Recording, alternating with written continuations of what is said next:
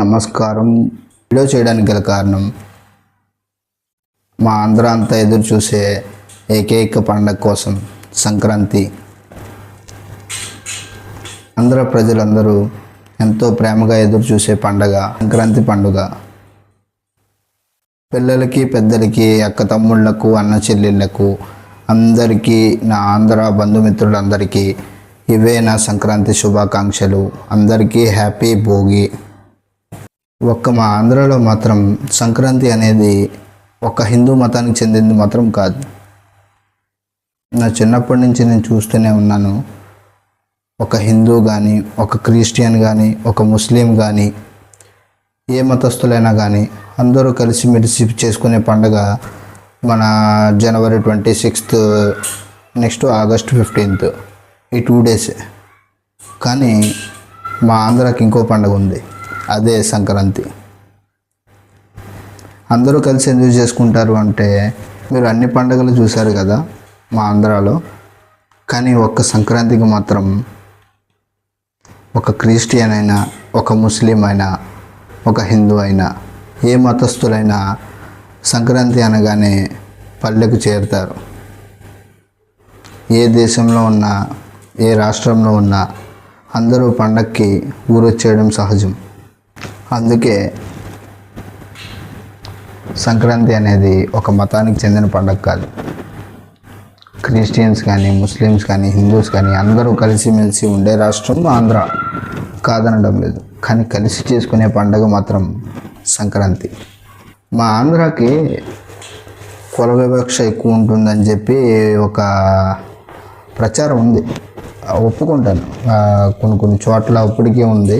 కానీ recently 1.5 year నుంచి మా ఆంధ్రాలో మత వివక్ష కూడా మొదలైంది. ఈ మత వివక్ష వల్ల చాలామంది ప్రాణాలు కోల్పోయారు.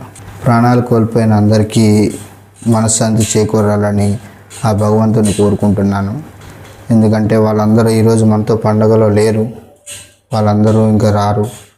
అందరి ఆత్మకి మనశ్శాంతి చేకూరాలని, ఈ భోగి పండుగ నుంచి వాళ్ళ కుటుంబాల్లో ఆనందాలు మొలకెత్తాలని మనస్ఫూర్తిగా కోరుకుంటున్నాను.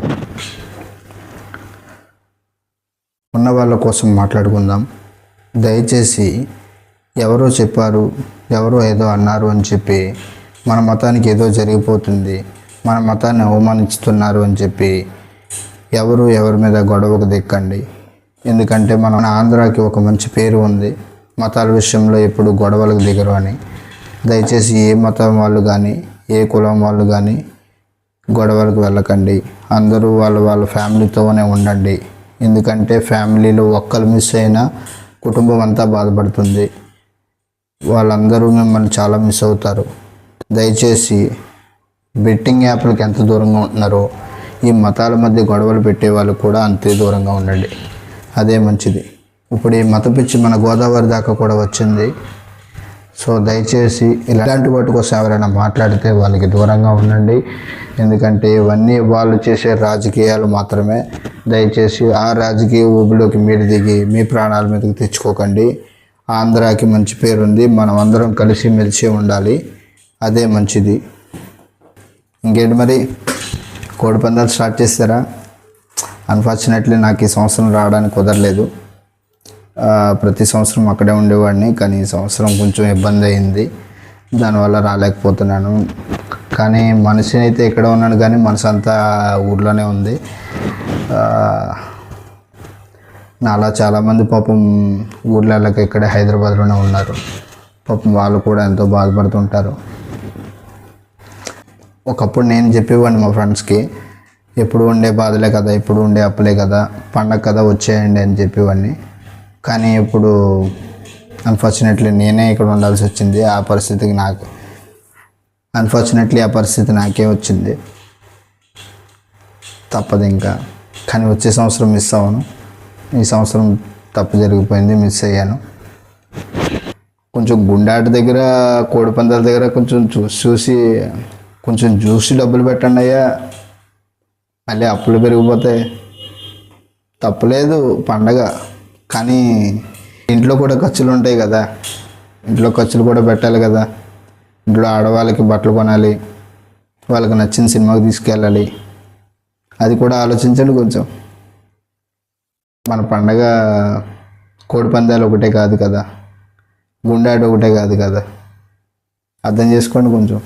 వాళ్ళకి కొంచెం వాళ్ళతో కూడా కొంచెం టైం స్పెండ్ చేసి వాళ్ళకి కొంచెం నచ్చింది కొనిస్తే మొత్తం కుటుంబం అంతా ఆనందంగా ఉంటేనే కదా మీరు ఆనందంగా ఉండగలరు.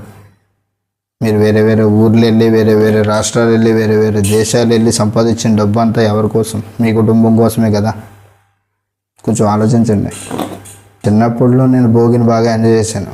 మా అమ్మమ్మ గారు ఉండేటప్పుడు సంక్రాంతి సెలవులకు మా అమ్మమ్మ గారు ఊరు వెళ్తే, మాధవపట్నం అని కాకినాడ పక్కనే ఉంటుంది. చిన్నప్పుడు కొంచెం బాగా పలుకుబడి ఎక్కువ ఆ ఊర్లో. సో దానివల్ల మొత్తం కుర్రోళ్ళందరూ రాత్రి గ్యాదర్ అయ్యి ప్రతి ఇంటికి వెళ్ళి ఒక పాట పాడుతూ పొలాలు సేకరించే వాళ్ళం.